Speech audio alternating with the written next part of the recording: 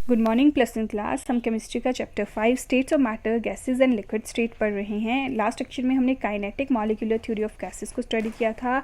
आज हम further van der Waals equation and different type of molecular speeds को study करेंगे।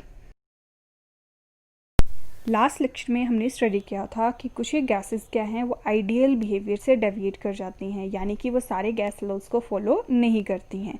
तो क्या हुआ, अगर वो डेविएट कर जाएंगी तो या तो वो पॉजिटिव वे में डेविएट करेंगी या तो नेगेटिव वे में डेविएट करेंगी, तो वो आइडियल गैस इक्वेशन को फॉलो नहीं करेंगे। अब आइडियल गैस इक्वेशन को फॉलो नहीं करेंगी तो कोई एक इक्वेशन होनी चाहिए जिसको कि वो फॉलो करें। तो ये करेक्शन ऑफ डेविएशन है, इसको वैन डर वाल इक्वेशन से हम शो करते हैं। यानी आइडियल गैस इक्वेशन की जगह अब क्या आएगी, रियल गैसेस हैं तो रियल गैसेस के लिए होगी वैन डर वाल इक्वेशन।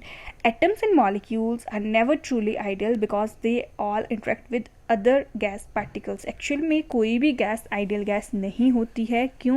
क्योंकि जो एटम्स एंड मॉलिक्यूल्स हैं उनके बीच में कोई ना कोई इंट्रैक्शन ऑलवेज रहेगी ही रहेगी। अब वो अट्रैक्शन अट्रैक्टिव फोर्सेस भी हो सकती है, वो रिपल्सिव फोर्सेस भी हो सकती हैं। Weak interactions between separate gas particles are known as intermolecular attraction और वैन डर वाल फोर्सेस। जो भी वीक इंट्रैक्शंस प्रेजेंट होती हैं डिफरेंट गैस पार्टिकल्स के बीच में, या तो उनको इंटरमॉलिक्यूलर अट्रैक्शंस बोलते हैं या तो उनको वैन डर वाल्स फोर्सेस बोलते हैं। वीक फोर्सेस को बोलते हैं वैन डर वाल्स फोर्सेस।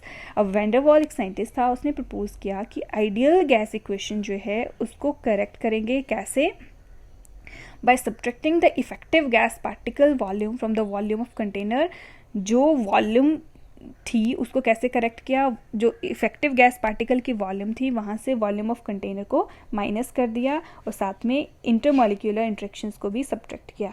अब पहले प्रेशर था ओनली P, बट अब इंटरमॉलिक्यूलर अट्रैक्शंस भी आएंगी तो प्रेशर हो जाएगा P plus AN² upon V²। वैसे ही वॉल्यूम पहले V थी, बट अब क्योंकि उससे हमने वॉल्यूम ऑफ कंटेनर माइनस की है तो that will be V minus NB।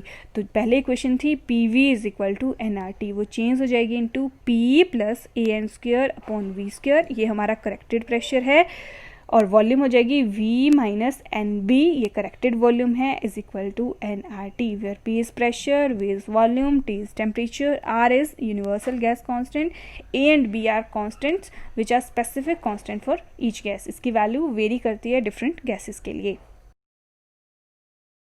Now the significance in units of these van der Waal constant. ये जो A एंड B है इनकी सिग्निफिकेंस क्या होती है, सबसे पहले A, this A is related to magnitude of attractive forces among the molecules in a particular gas.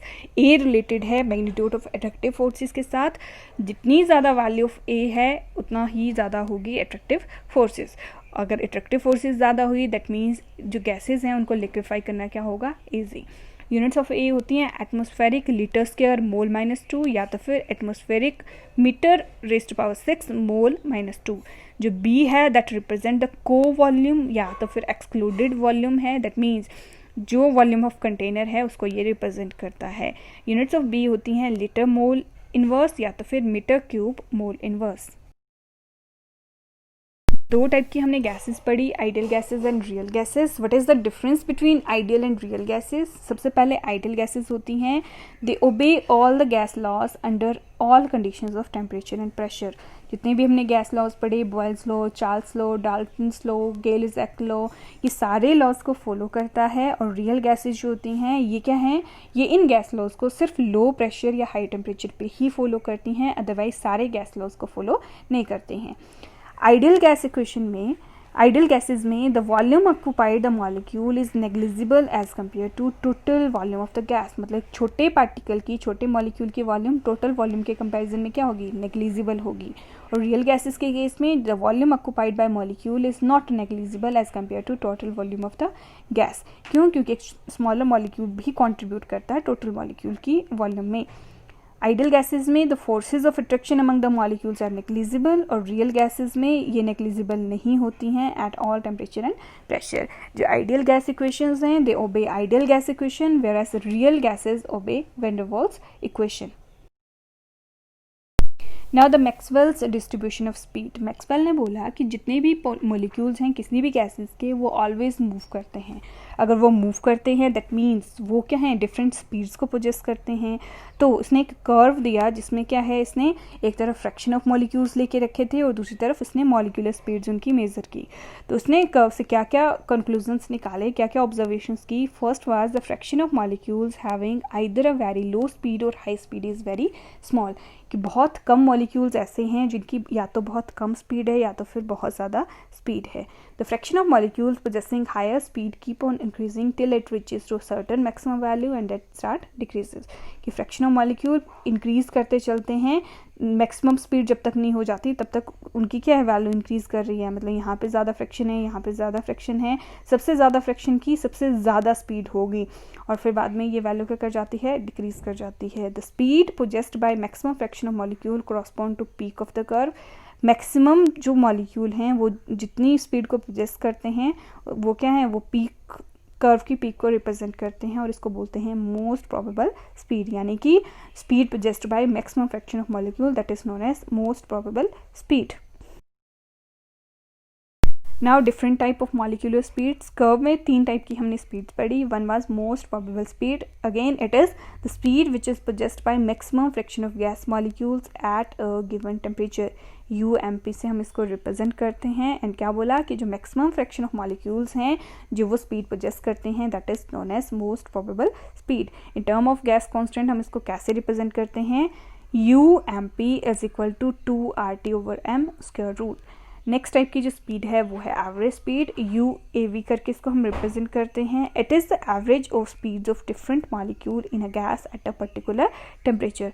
Average निकाला जो स्पीड्स थी डिफरेंट मॉलिक्यूल्स की उनका, that is known as average speed. इसको कैसे रिप्रेजेंट करते हैं, U average is equal to square root of 8RT/πm।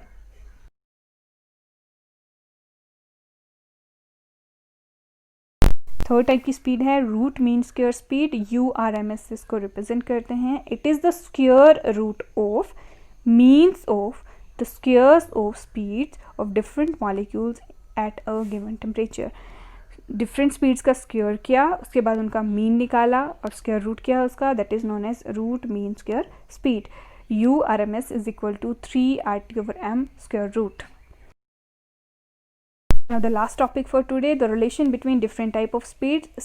UMP यहाँ C से रिप्रेजेंट किया है, C भी स्पीड को रिप्रेजेंट कर रहा है।